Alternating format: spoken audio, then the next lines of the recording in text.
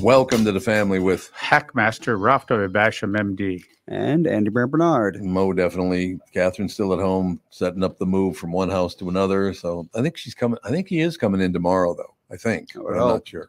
Oh, good. Well, it's a fraternal day for us. Yeah, there you go. Something like that. Well, Alex supposed to be in today, but she said, well, she's always late anyway, so it doesn't really matter. What's a fraternal day so far? So far, yes. Now, what's this all about? The Wall Street Journal, Julian Assange cuts deal to plead guilty, gain freedom. I remember the name, but I do not remember the story because it was one of those like, oh, whatever, who cares? Well, who was that again? He's the WikiLeaks guy. Oh, WikiLeaks. Oh, okay. He leaked some FBI secrets or something. Well, that's not a good idea. And he claimed asylum in one of the, oh yeah, he claimed asylum in he went to Switzerland or Sweden or one of those. England. He went someplace. He went someplace and then claimed asylum in one of the consulates. And I think that's the story, if I remember it. So they're going to let him go. Good. Julian Assange is set to plead. Oh, he's going to plead now. He plead guilty this week in his U.S. espionage case in an agreement that will allow the WikiLeaks founder to walk free after spending more than a decade holed up and imprisoned in London. So he was in prison. He was in London, huh? London, he was at the cons, couldn't leave. And yeah, was he imprisoned or was he hiding? Yeah, it's a big. Because imprisoned means in prison, but yes. I don't think he was. No, he never was. You don't plead if you're in prison. You're already in prison. What's the point of pleading at that point? Right. You can't plead yourself out of prison. No, you cannot. So, so he's gonna be on that bad list for flying. No, I guess so. Yeah. How's he gonna get home? He's gonna have to swim. What do they mean? What's this whole plead guilty to a felony? The felony is based on what? Him doing the WikiLeaks, the something. He did he hack stuff? I don't remember the. He worked for. Well, he was the founder of WikiLeaks, and he somehow got a hold of some government documents, and he put them on WikiLeaks. Oh, so that he had to flee the country. Is that ever a good idea to do that kind of thing to another country? No. Yeah. Well, fortunately, in America, we let him just hang out there at the in the consulate in London. Yeah. Many other countries would have gone in. They would have cut him up, put him in a suitcase, and taken him someplace else. Mm-hmm. So probably true. No question about it. Oh my God, Einstein's atomic bomb letter to FDR may sell for $4 million. Would you pay $4 million for any letter in the world? I wouldn't pay $4 million for anything in the world. Hell no. That should just be in the Smithsonian. That should be. Yeah, for real. It belongs in a museum. Yeah, a museum for public reviewing. I mean, that's. If that's an international, worldwide kind of document because that is so important in the world. So that's sort of the cornerstone of the atomic age and atomic bomb. Like if I had $4 million to drop on, even a house, I wouldn't want to buy a $4 million house because that's just too much house. Yes, a lot of house. So it's I don't know. I can't think of anything on this earth that I would pay $4 million to have. Besides, if you get a $4 million house each year, it's probably 10% to maintain. Yeah, that is right. Between the maintenance and taxes, I mean, yeah, that's what they say about a sailboat. You buy a sail or you buy a boat that's on the ocean, in the ocean or in salt water. 10%, 10 to 20% per year you pay in the value just to keep it afloat. Yep. Keep it clean. I don't doubt it at all. Oh, it is just a huge. People don't understand that saltwater just eats it alive. Oh yeah, when we had a house out there half an hour from the ocean, and every year, every battery in everything had corroded, and we had to replace all of them because of the salt water. Yeah, that's right. I mean, it was probably 20 miles away, and it got in, and it just corrodes everything it touches. And 20, 30 years into that house, you open up one of the receptacles as far as a light switch and things like I'm that. Sure they were all. It's all corroded, all messed up. Yeah, that's true. And if you look at the ones that are on the ocean, if you look at those aluminum windows, they are all pitted and corroded. Yeah, it eats away at them somehow. Yeah, well, I like living by the ocean, but it does not have. It has downsides, that's for sure. Yeah, no question about it. Now, I want to get to the most important story of the day because we talked about this last week on the show when Catherine. It must have been 2 weeks ago when she was on the show and all the rest of it, because all these breaks we were supposed to get from people to make things cost less. Somehow they went ahead with the program, and now things cost 10 times more than they did before. Not just less, none of that. Mail order drugs were supposed to keep costs down. You remember that? Oh, sure. Remember that, Andy? Oh, yeah. They're supposed to keep costs down. It's doing the opposite. One employer was paying $100 for a prescription for a generic antidepressant, though you could still buy it elsewhere for $12. Why is it with medicine, Doc? And I've been holding the story off for when you're in. Not medicine, but drug companies.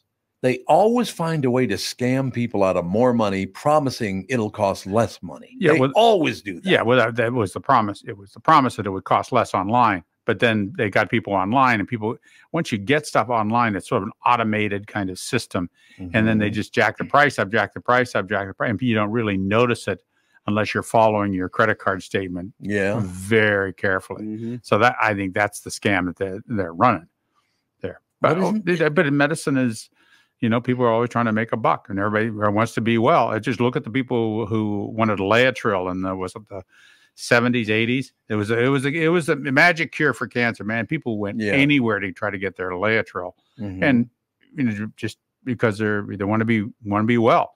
So how much money do you want to spend to feel good and be better? Yep.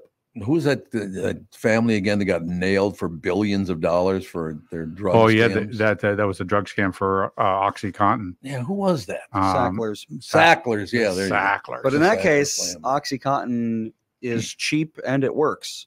Yes. It's just the other downs. Unlike every other drug, it's actually like, it's priced very well and it does exactly what it says. It's just, you know, you end up getting hooked on it. It's a very efficacious drug, and I'll say it again. They said, "Oh, it's non-addictive." I said, "It's a narcotic. It's addictive." When I heard that, we've known opiates are addictive for 150 years. Yeah, that's right. Least. That's when, right. When were the opium wars? Oh, that's people were doing opium. A long time. Yeah, early 1800s. So yeah, we're going on at least 200 years. Oh, and it was used before that. I mean, opium. I'm sure thousands, but no one wrote it down. That's right. Opium, THC, all of these mushrooms, all those sort of things have been around forever. Yep. You know, one person does it. Whoa, that was something else. Let's try this again. You know, so it's been around for a long, long time. Well, it's arguably better than the anesthetic of choice before, or the not anesthetic, but analgesic of choice before that. Lots and lots of alcohol. Alcohol. Yeah, that's right. And the first local anesthetic was cocaine. Yes. Yes. Local. Yeah. Yeah. Well, the first local anesthetic was blood loss. That's right. Yeah, I've read a story about a very early mastectomy. This woman, like some royal woman, had breast cancer. And they did a double mastectomy, no anesthetic. Oh, she was just sitting in the chair while they, did a double mastectomy. Had to scrape it off the bone because, you know, it had inclusions. Yeah, it's can't imagine living before modern medicine. No, I suppose not. I mean, if you had to choose between getting, like, let's say getting an arm removed with no anesthetic or just dying, what would you choose? Yeah, I would probably choose to just die. You just die. I mean, you never get over that. You have PTSD for the rest of your life. That's right. That's right. Of course, enough alcohol, maybe you don't get the PTSD. Well, there is that, but I don't remember why they couldn't get her blackout drunk. I'm sure there's some reason. Oh, I'm sure she must have had some little something to take the edge off. Maybe she was pregnant. I don't know. Oh, God bless. Good Lord. Yeah, the traditional medicine has a lot of wonderful, wonderful things to it, but it never gave you the local anesthetic. It never gave some of the things that allow us to do some of the things we do now. So we can't turn a blind eye to traditional medicine and that sort of stuff, but it just didn't work as well as some of the other stuff that we got with modern medicine. I was trying to think of the sleep medication. It starts with a B, Balsamrol or something like that. What the hell's the name of it? But it was a doctor signed me up down in Florida to go on it. It's a little sleep medication, comes 5 milligram or 10 milligram doses. $500 a month. How the hell are you supposed to sleep paying $500 a month? Something new? I wish I could remember. It's like Balsamrol Balsaron. What the hell, Andy? You know what it is? $500. $500 a month. $500 for 30 pills. Yeah, right. That's exactly what it is. Yeah, $500 for 30 pills. Jeez. And they're only 5 milligrams, 10 milligrams tops. So what does that tell you? And that's kind of, did it work? I don't know. Oh, yeah, I know. I spent my $500 on something else. Exactly. I wish I was still drinking. I could do that. But what are we going to do about this drug situation where they're so incredibly expensive? The average person can't afford this medication. Or medicine's terribly expensive. Yeah. I mean, if you look at your bills that come across if you're in the hospital, they're just mind-boggling. I bet. I don't know that you go in the hospital for 2 or 3 days for less than $100,000. $100,000. Oh, yeah, it's that's but most hospital care is critical care. I mean, it's really serious stuff, and it's expensive, but it adds up, man. It adds up fast. Sure does. What's so amazing to me now, how everything you do. Well, we talked about this on the show, I believe yesterday, and certainly at the end of last week, that you have to be a millionaire now to buy an average home and 2 new cars, because $1 million, you're going to pay what, about $350,000 of that in taxes minimum, right? So you buy a $700,000 house. Okay, you got to come up with another 50 G's if you're going to pay cash for it. So now you got to be a double millionaire in order to just even afford that and a couple of new cars. I mean, a $700,000 house is a big house, though. Yeah, but an average house is only, so if you a $400,000 house or $500,000, that's an average. That's an average one, and then 2 cars. Well, I don't think you can buy really cheapo cars, but an average get a car for $40,000 probably. Yeah, we said you can get them for 10. We got last time $15,000. Well, I mean, you can get a used car for anything. It's just But to buy an average another 50, so another 100 for 2 cars.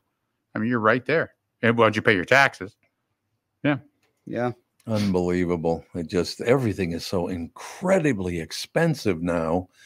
I will tell you though, coming from Florida back to Minnesota, taking somebody out for dinner in Florida and taking someone out for dinner here is a difference of about, here it costs maybe 35% of what it costs in Florida. Really? Well, you go out to a restaurant in Florida.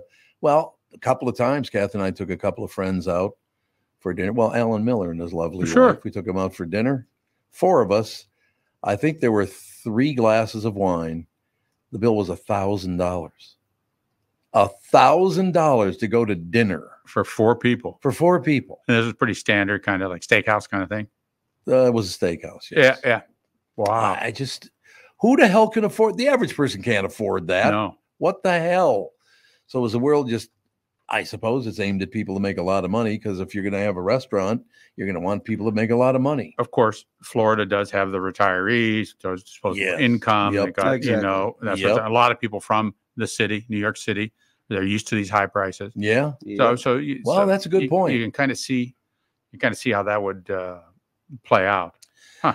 Man, a G note for a dinner. Yeah, for a dinner. I couldn't believe it. Man.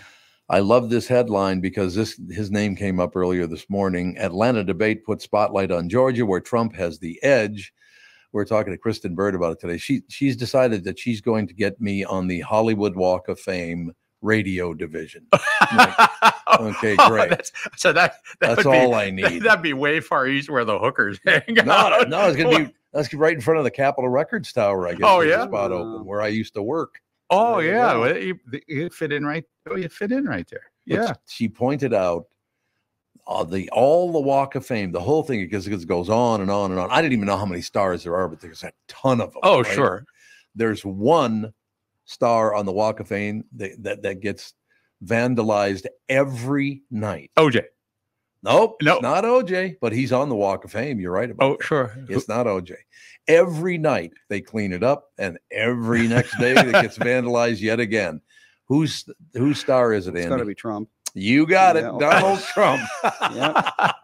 Why would Donald Trump have a star on the Walk of Fame? That makes no sense. The Apprentice, I guess. The Apprentice, probably. Yeah, I suppose. Well, it was a reasonable show, but it wasn't a Hall of Fame star show. Well, I'd have to agree with that's not Hall of Fame quality right there, but What the hell? Let's see.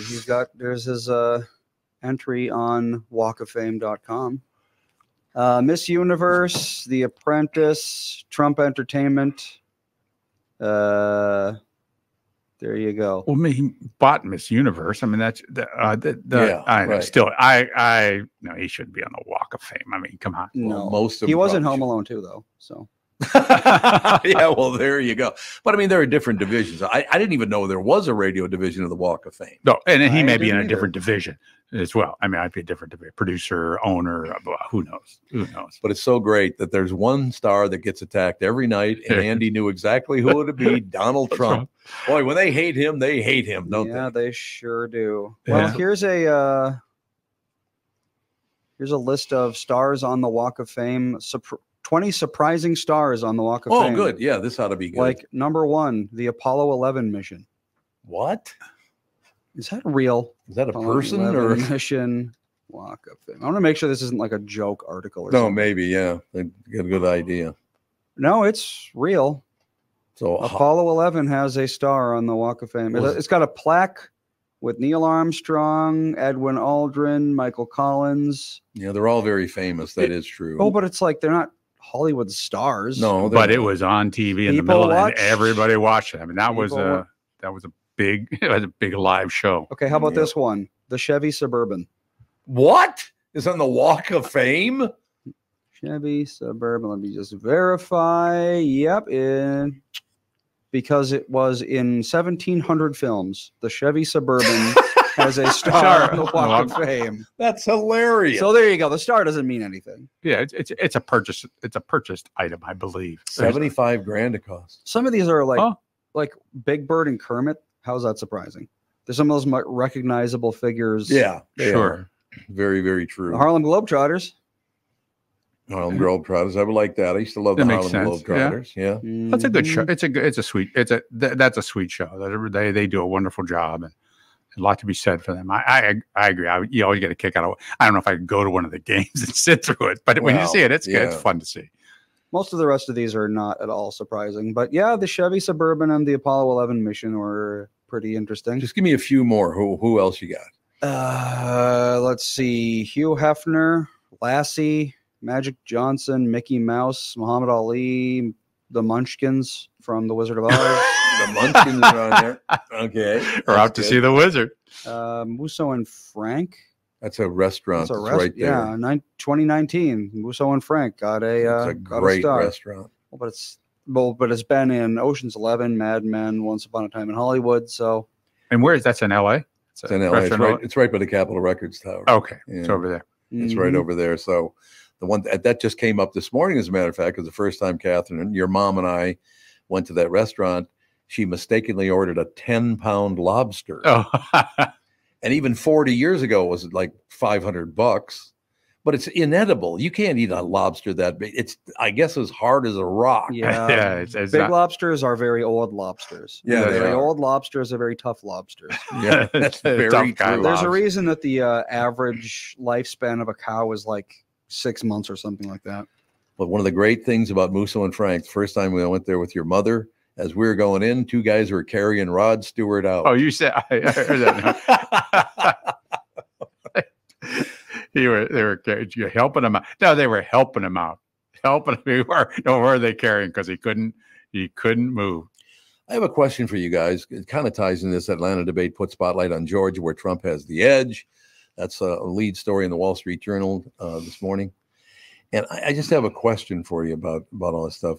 Is there any clear indication? Because it depends who you're watching, who's got a big lead. That's how it always is, and always it will be. It always is. So how do you know? You don't. You know the day after Election Day. That's when you know. That's true. I mean, that's, they said, with the first time Trump won, he wasn't going to win. Yeah, that's true. It makes no sense. None of it makes sense. That's why it's inaccurate.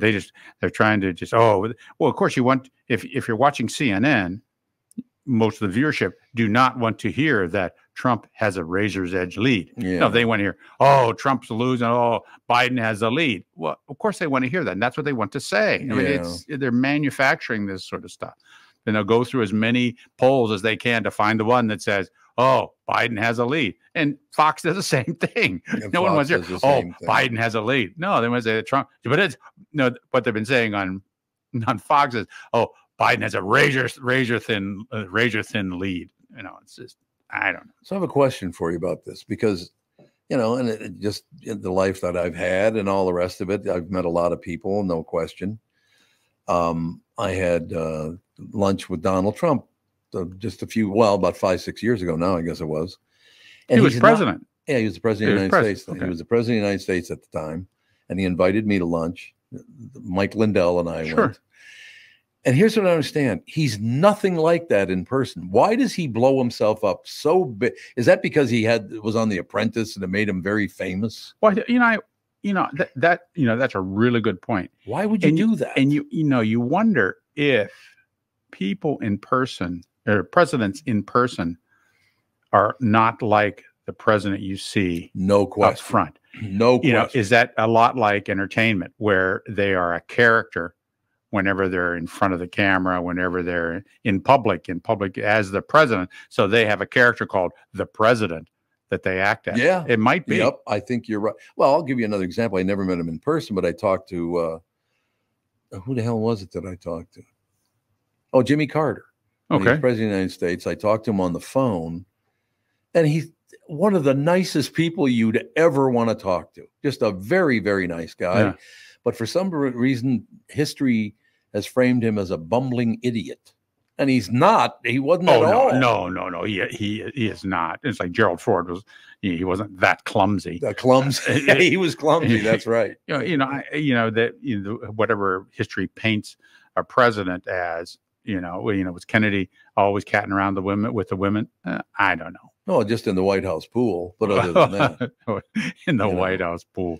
But we came to the understanding. We were out with a bunch of friends on Saturday night, and they were talking about their favorite presidents and blah blah blah. And they asked me. I said, I don't have one. So what do you mean? I said, I don't generally like a person who would want to even be president of the United States. They're not my kind of people. No. I was thinking about, and it's funny. I just thought of that because of what you just said. It all started when I was a little boy. I was, I think, 9. I might have even been 8 years old. And John F. Kennedy was elected president of the United States. My mother was Catholic, so she was all fired up and really excited about it and all the rest of it. So I started reading up some of it. But then again, I'm an 8-year-old boy. So the impact it had on me to know that his father was tied to the mafia. Yeah. And that kind of ruined the presidency for me forever. It's like they got a mob figure as a president. What the hell is that? Well, his dad was, I guess. Yeah, he wasn't a made man, but no. But he was connected. He was connected in some way, 2 or 3 generation away. But yeah, you hear that, and it does sort of sully your opinion of the office. And I really think, going back, I think they're doing as a character. They're a character up there, just like for anybody in entertainment, even you, Tom. I mean, to a certain extent. I mean, it's when you get on, it's a lot of you. But there's a tiny bit of character that no doubt, with everything. Tiny bit of character with everybody, and everybody's like that because that's how you make a living. What's really so funny about that is it's the same character, but some people love you for it, and some people absolutely hate you for it. Yeah, exactly. It's not. You don't do it intentionally. It's just part of the schmooze deal. That's right. So you're hating someone for something that's not even real. I know. So I don't know. That's a very good point you're making there. Yeah. So Biden's Catholic. So we've had 2 Catholic presidents. 2 Catholic presidents. Now. I'd like to see it. I like to maybe see a Jew. Get a Jew in there. Oh yeah, works for me. Let's go. As long as it's not that asshole out east that has 3 huge mansions and pisses. What's his name again? Oh, the old Jewish guy out east. What the hell's his name? I can't remember his name. Yeah, I think you're going to have to be a little more specific than old rich Jewish guy from out east. Yeah, well, you're probably right about that. A few of those. Oh, you mean Josh Arnold? that's a little Yeah, that's a little Bernie Sanders. Yeah, Bernie Sanders. That's what right. I'm talking about. Oh, yeah. Yeah, Bernie's a little bit. He has no shot. No, he's got no shot at all. He's obnoxious as hell. Well, he's also 1,000,000 years old. but I guess that technically doesn't matter anymore. No, that's right. Well, let's get. Oh, maybe he's just getting old enough now. He's 82, so he is. Well, he's a year older than. He is older than Biden. A year older than Biden. Yeah. Not great. Yeah, I don't know. What do you think about that? Because Trump is 77, something like that. They have a low end cut at 35. Well, I was going to say exactly the same thing. Do we need an upper end cut? We don't. We do, don't we? I think so. Yeah. Yes. I mean, you cannot be president. I think it's 35 as is the youngest. Is the youngest, and the oldest, should be maybe 55, 65 at the most. I think it should be life expectancy minus 20. You should have to watch a whole generation impacted by your policy after you get out of office. That's what I think. Okay, so basically the average age people live to now is about 70. It's like 75-ish. 75. 35 to 55. That's the 35. range. You got 20 years. You can't pull it off. Tough titty. You're out.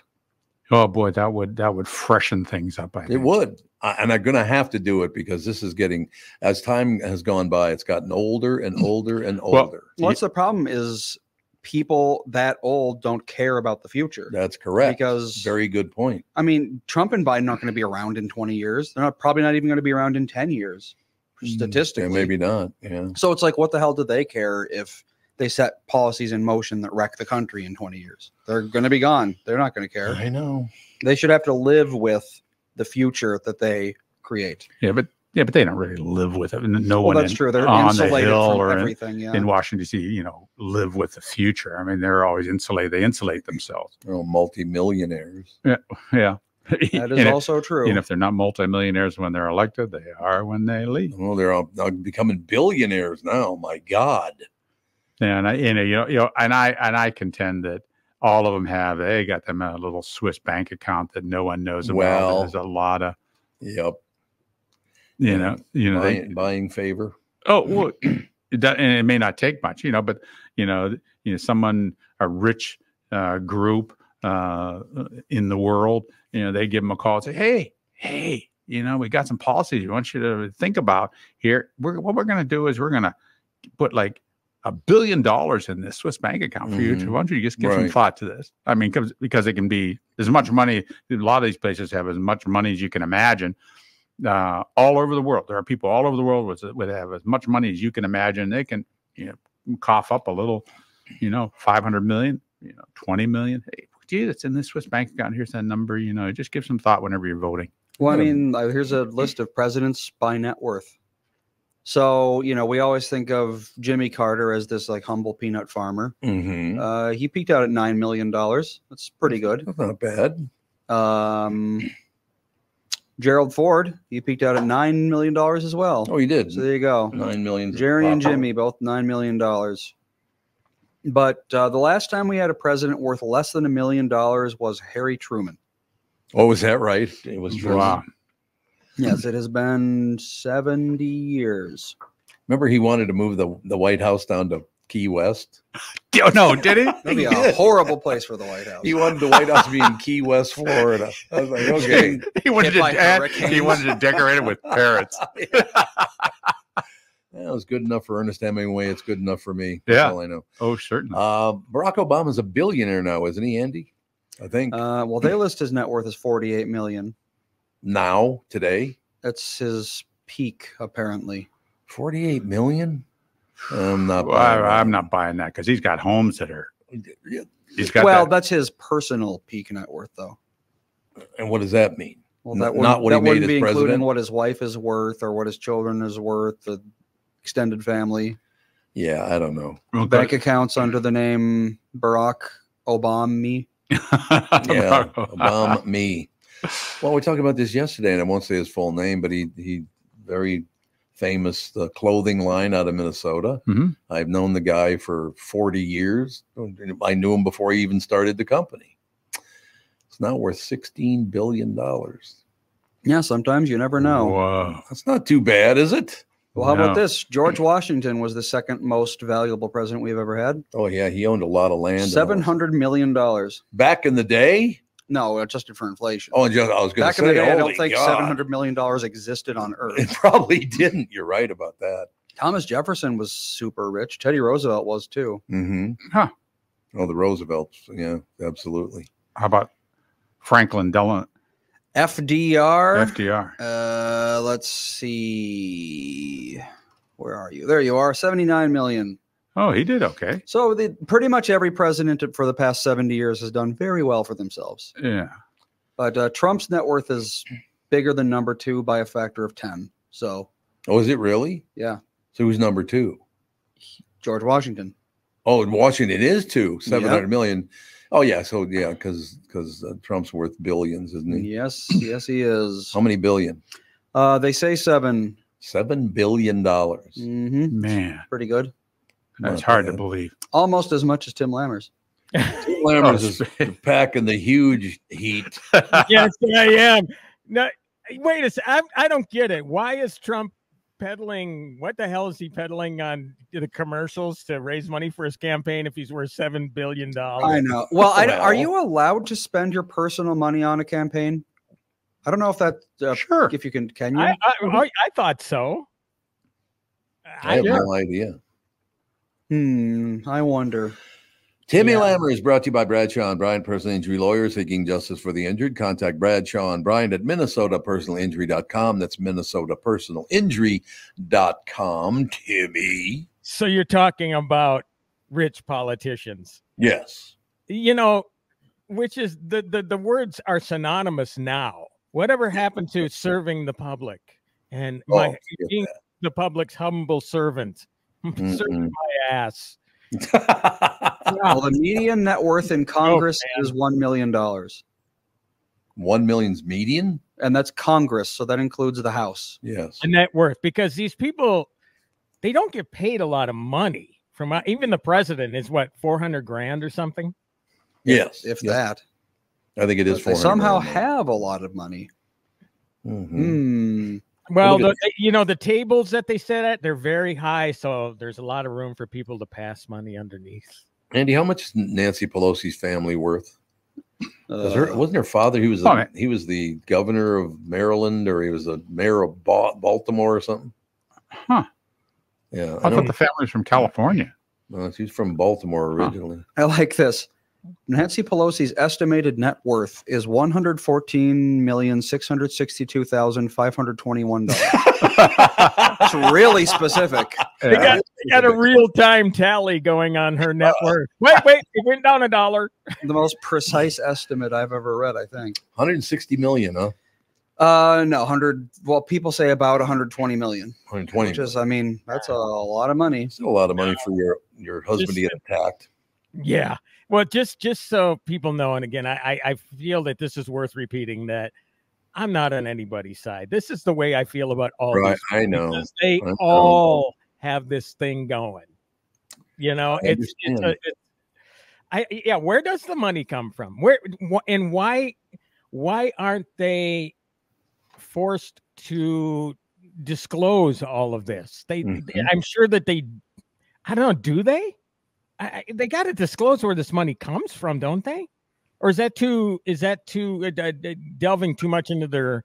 I think a lot of the money's hidden. If you think graft isn't alive and well in America, I think you're sadly mistaken. I mean, I think there's a huge amount of graft in these Swiss bank accounts. There's African countries that hide stuff, and stuff can be hidden everywhere. And there's a lot of money in the world, and they want to influence America and what America does. I mean, you can't, the military engine of sales of arms and things all over the world.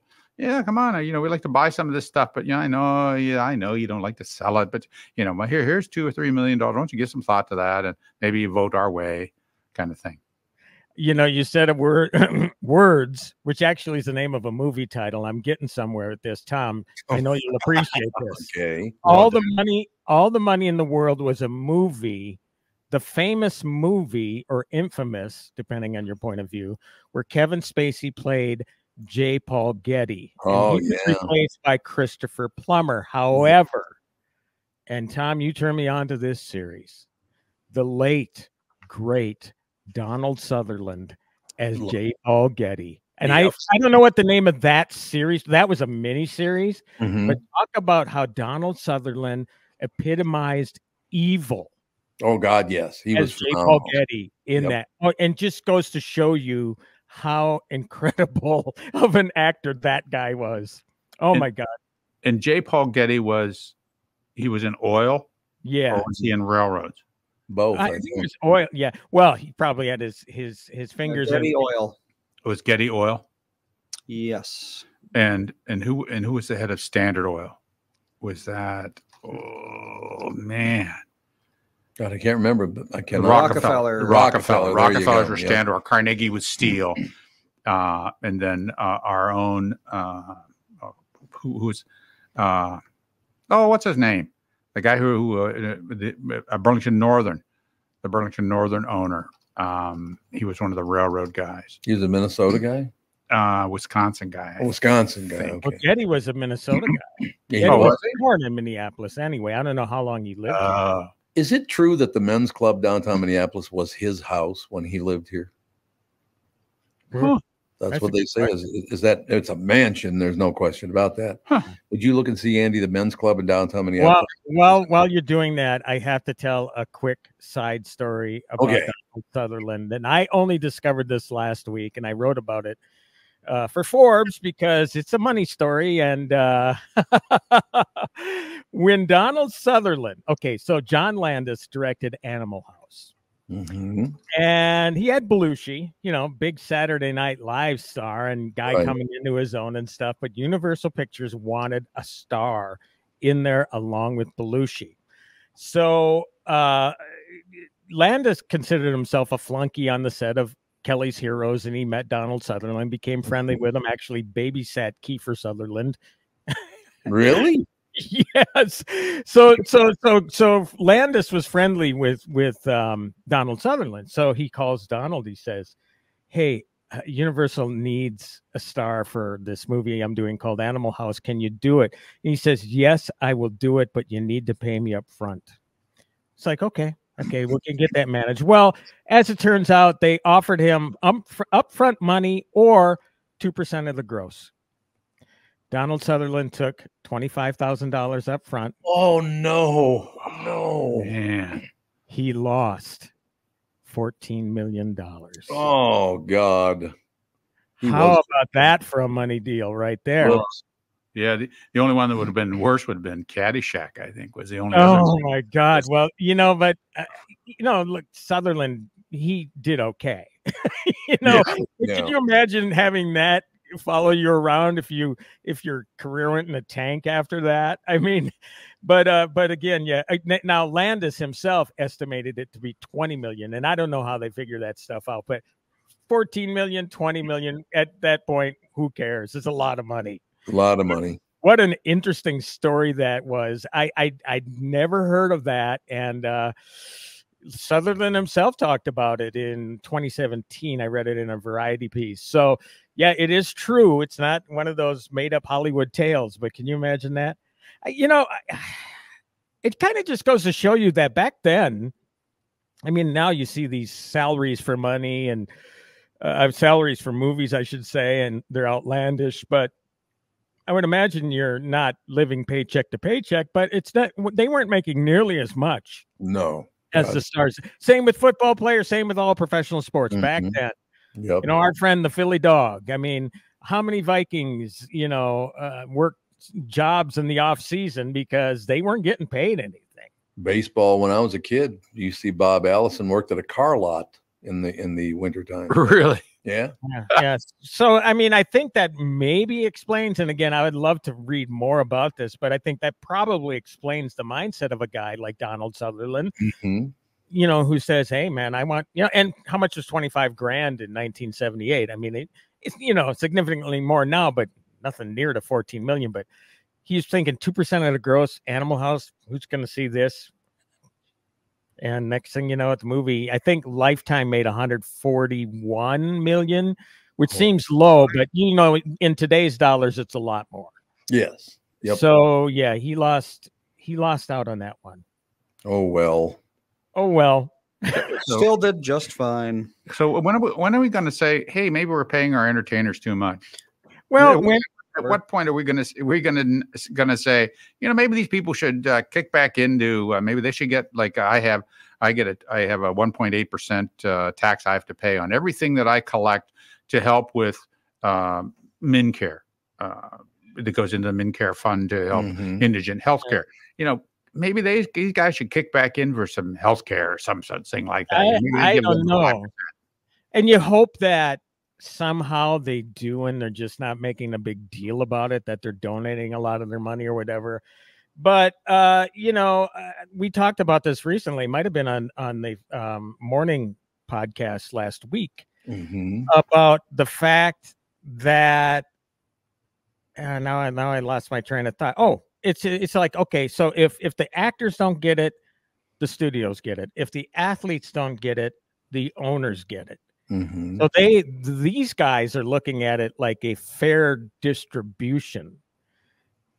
And I get that, but it doesn't take away from the fact that getting paid tens of thousands of dollars a second to be on a football field or to be on a baseball diamond or whatever. I mean, it just seems crazy to me.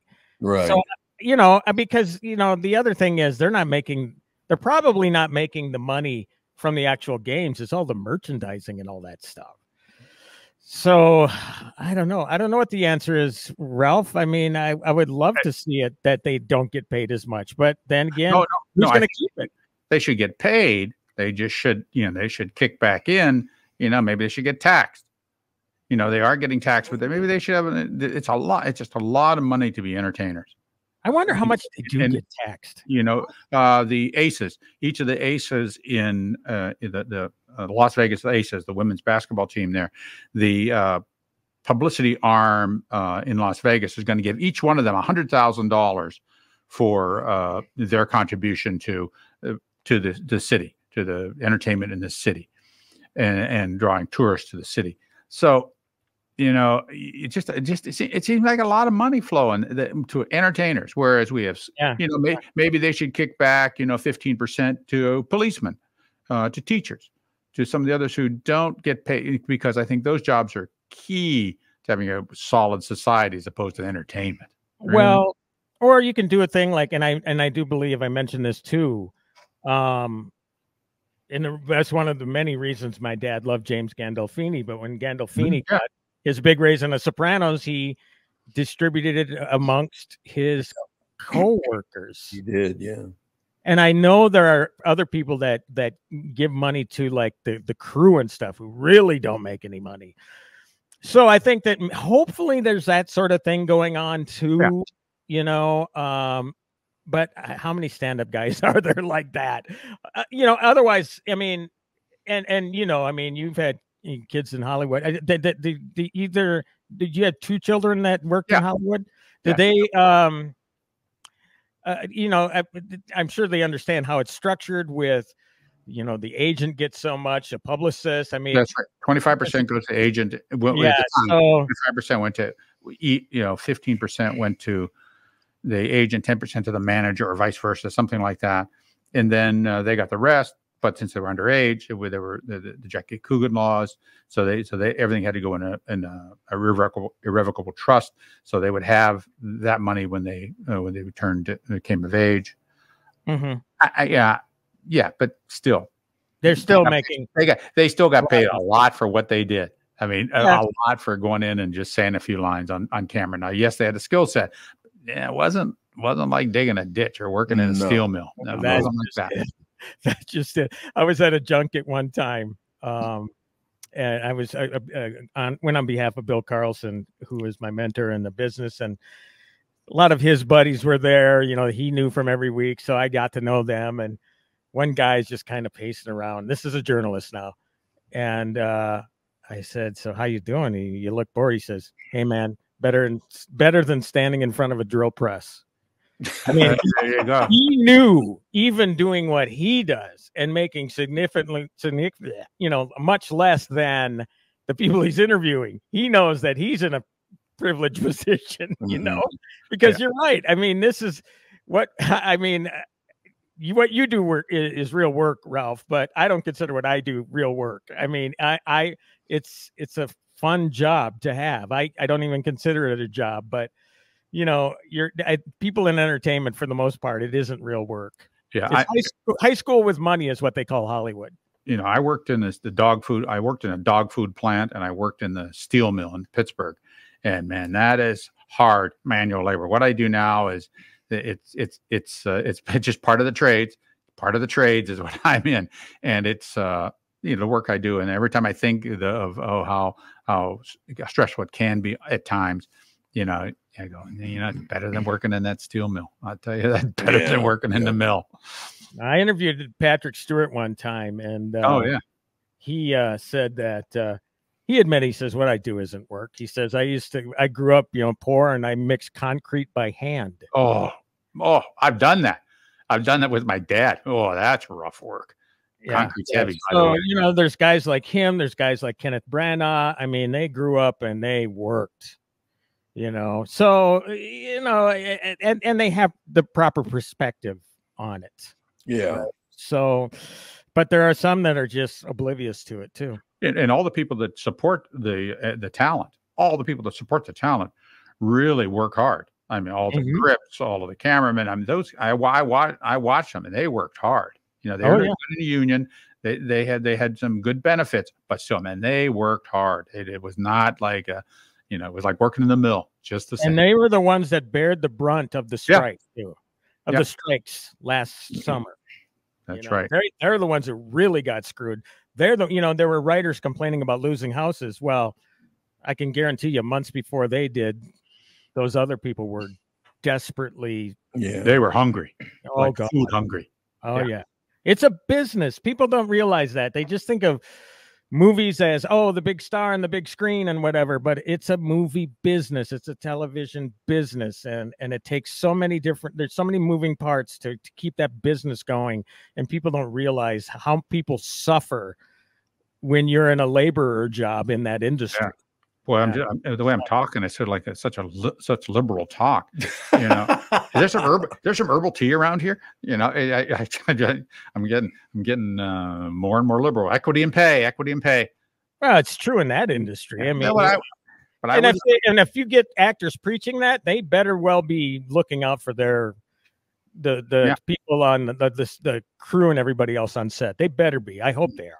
Yeah, I was in the union. My dad was in the union, so I came from a union family. I know how important that is, and solidarity. With you working in unions, you have to be solid. Solidarity with all unions. Except now, Tom, voiceover. Tom, I mentioned drill press before. You worked in front of a drill press, didn't you? Oh God, yes. But a General Metalware was over on.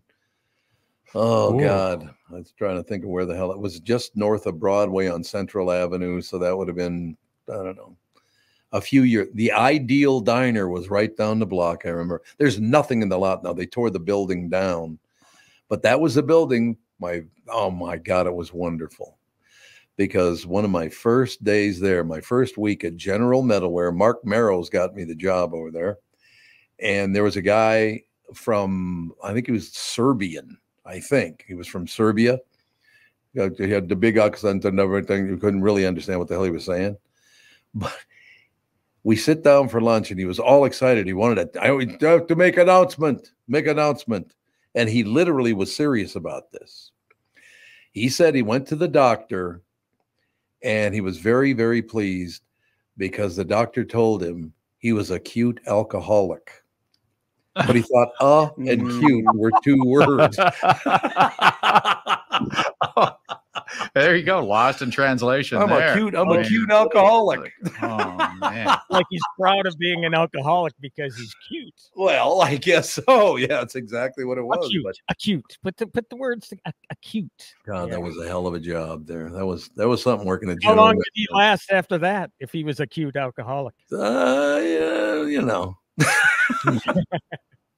God, I'll never forget that guy. He was a piece of work, man. Yeah, working at General Metalware, you get guys that took the big tubs, although like the cow troughs or whatever they are. They could pick them up with a gigantic pliers, dunk them in the galvanization, take them over their head and spin them around to get their, I mean, it was unbelievable what these guys could do. I know. Oh. It was amazing. But now, am I mistaking this? But if it's a drill press, I mean, if you're not paying attention, you could lose some fingers or a hand. Oh, there were a couple of guys. Hey, you know, I was just over at my sister. The guys with missing fingers everywhere. Oh, the real danger with a drill press is clothing getting caught in it. Yeah, clothing. Yeah, if clothes get caught in a drill press, you can be in real trouble very fast. That's right. Oh, so yeah. So and you learn things. You know, when I was in the mill, I learned how the numbers worked. Oh, God, yes. People played numbers there, and I always heard about it and heard about bookkeeping, you know, bookmakers finding someone's book, and it was always, it seemed to be in the news, along with people getting killed with ice picks. And they, and I said, well, how do the numbers work? And the guy explained it to me, and he says, well, you know, the last 3 digits of the shares traded on the Wall Street Journal, New York Stock Exchange. Yeah, there's your number for the day. There's your number for the day, because no one could control that. And everybody agreed at that. That was a number for the day. And I'm sure you can still play numbers now. And I bet you it wouldn't take long before you said, hey, where's the bookie to play numbers? Someone to be at your front door in a heartbeat. Yeah, probably. So the days. Long and short of this story that we're all talking about is that we here all appreciate the working man, because we and you know, I've said this before, but I'm so damn proud of him. You know, my late father, full-time cop and a full-time farmer, and he worked on the weekends. As like, you know, security or whatever at dances, because dances were big back then. But yeah, that you know, you grow up with that sort of work ethic, you appreciate work. Was that the Purple Barn? Was the Purple Barn out by your house? No. I mean, we're talking about the Waverly Village Hall is where he would go most of the time. Okay. But, you know, you also got to remember the Blue Note in Winstead was a hot place. Yep. I'm trying to think if the Medina Ballroom was a big place. There's another one. There are a few ballrooms out our way. Yep. But you know, generally it was the Village Hall. Which you saw. I know you were asking about a few buildings when you came out, Tom, for our daughter's graduation, and you were wondering about one building, and now we finally figured out which one you were talking about. It was a dentist's office at one point. Oh, okay. But you saw. I'm sure you saw the Village Hall. I mean, it's the biggest building in town. Yep.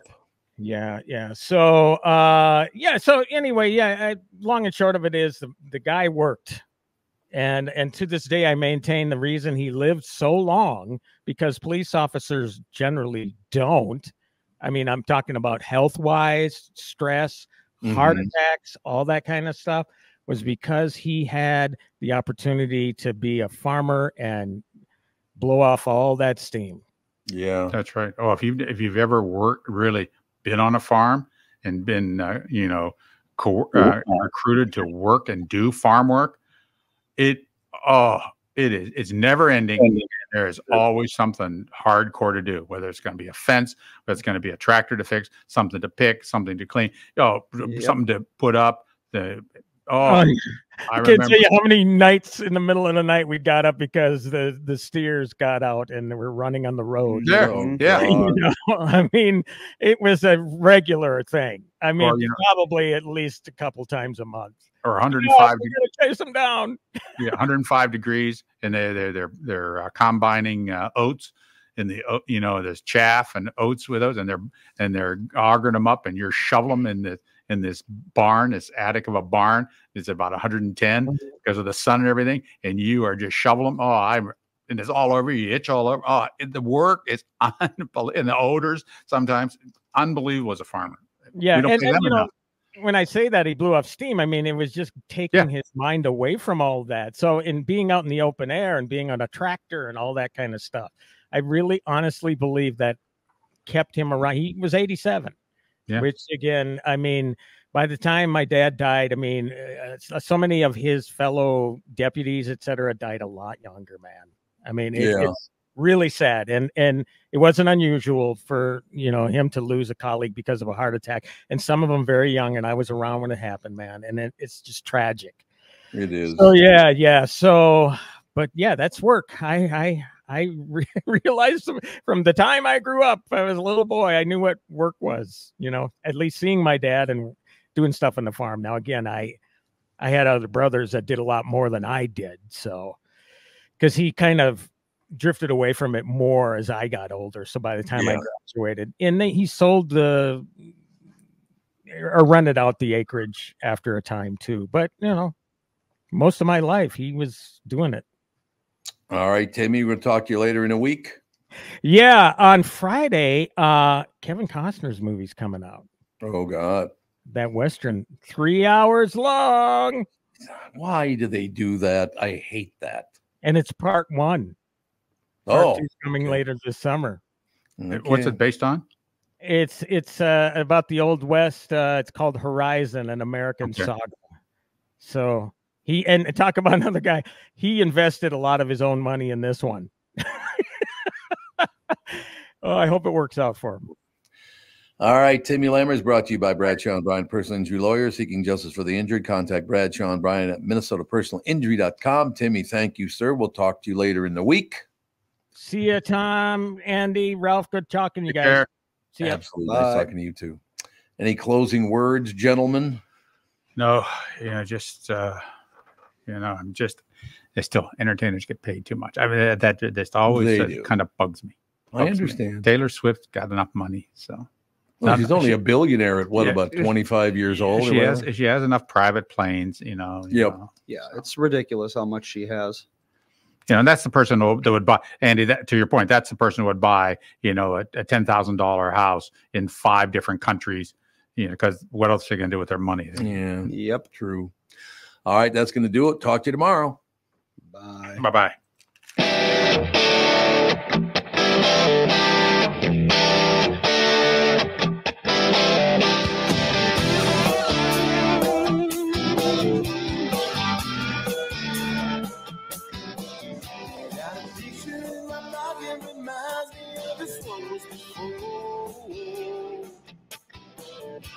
Every time I hear the same reminds me how you talking.